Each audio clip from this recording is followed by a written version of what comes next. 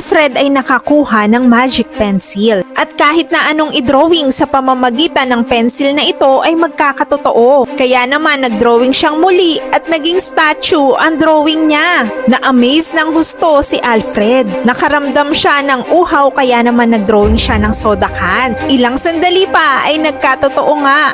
At para masigurado na legit nga ito, ininom niya ito at inubos. Pagkatapos noon ay nag-drawing siya ng Nintendo Switch dahil ito daw ang kanyang pinapangarap.